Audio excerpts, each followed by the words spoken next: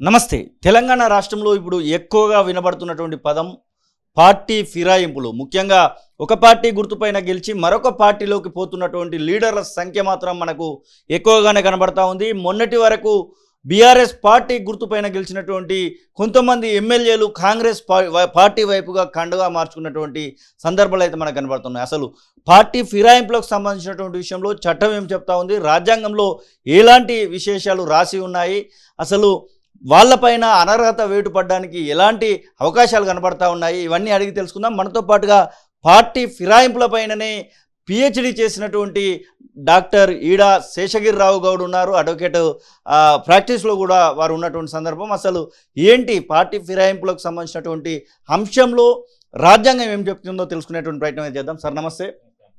అసలు ఏంటి పార్టీ ఫిరాయింపులు ఈ మధ్యకాలంలో ఈ 10 రోజుల నుంచి అయితే చాలా ఎక్కువగా వినబడతా ఉన్నాయి.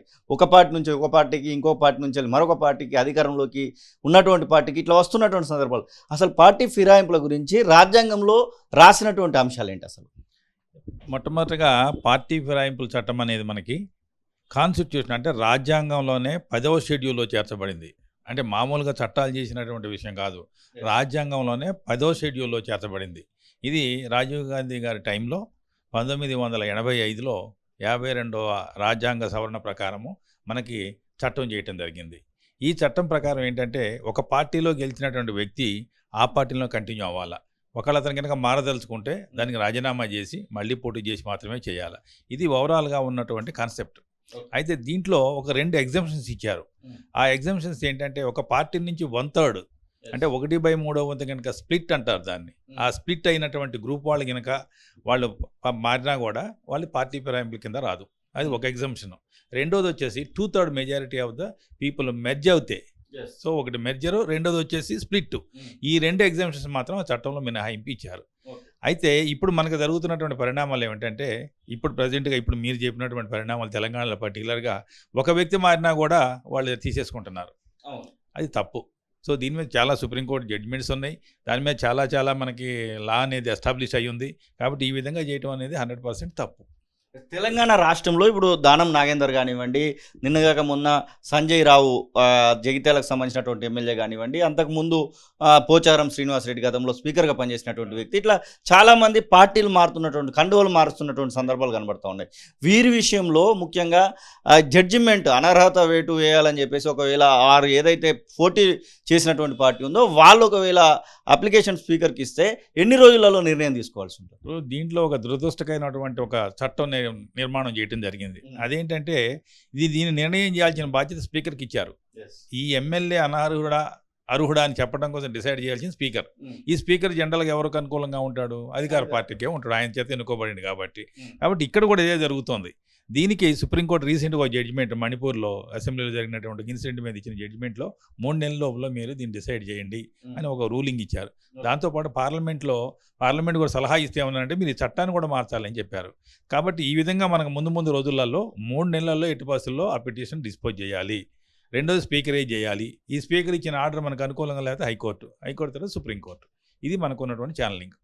ఇప్పటి వరకు మొత్తము నేషనల్ ఐడిగా చూసుకున్నట్టయితే ఉంటే దేశవ్యాప్తంగా ఎవరైనా ఎమ్మెల్యేలు ఇట్లా పార్టీలు మారిన తర్వాత అనర్హత వేటు పడి ఎంతమంది ఉండొచ్చు అంటారు? తెలంగాణలో ఈ ఉమ్మడి ఏపీలో మనం చూసుకున్నట్టయితే కూడా ఉమ్మడి ఏపీలోనే మొట్టమొదటి పార్టీ ఫిరాయింపులు జరిగినప్పుడు మనకి జరిగింది అది కరీంనగర్ ఎంపీ అనుకుంటే నాకు సరిగా గుర్తులేదు.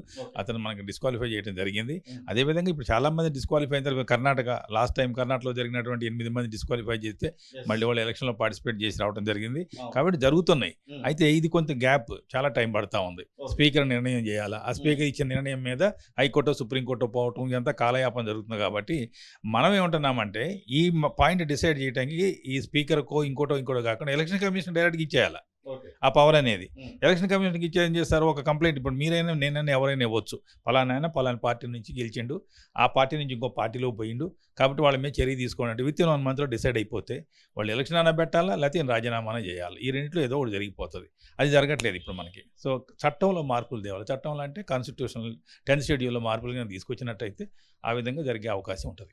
ఇప్పుడు తెలంగాణ రాష్ట్రంలో 39 సీట్లను బీఆర్ఎస్ పార్టీ గెలుచుకొని ఉంది. మీరు చెప్పినటువంటి మెర్జర్ జరగాలంటే ఖచ్చితంగా 26 సీట్లు గెలవాల్సి 26 సీట్లను తీసుకోవాల్సినటువంటి సందర్భం ఉంది. 13 సీట్లు వస్తే మీరు చెప్పిన దానికి ఆప్షన్ ఉంది. ఇప్పుడు 26 కాలేదు, 13 కాలేదు, కేవలం 3-4 మాత్రమే పార్టీ మారినటువంటి సందర్భాలు కనబడతా ఉన్నాయి. ఈ 3-4 విషయంలో మాట్లాడుకోవాలనుకుంటే మనం 13 అనే లేదండి. ఇప్పుడు ఆ స్ప్లిట్ అనేది తీసేశారు. 2003లో 91వ కాన్స్టిట్యూషన్ అమెండ్ ప్రకారము ఆ స్ప్లిట్ అనేది తీసేశారు. ఇప్పుడు మనకి మిగిలింది ఒకటి మర్జరీ. ఈ మర్జర్ ప్రకారము మీరు అన్నట్టుగా 2/3 వస్తేనే ఈ 39లో నుంచి 26 మంది వచ్చి వాళ్ళు పార్టీలో మారరు. పార్టీ మారటం అనేది కాదు ఇక్కడ.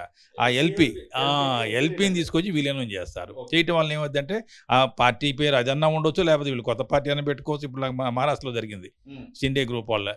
సేమ్ అదే విధంగా ఇక్కడ జరిగే అవకాశం ఉంటుంది. కాబట్టి 26 మంది వస్తేనే, లేకపోతే automatic they have to become the disqualified persons. అసలైన తొలి వెలుగు. ఫాలో వాట్సాప్ @తొలి వెలుగు అఫీషియల్.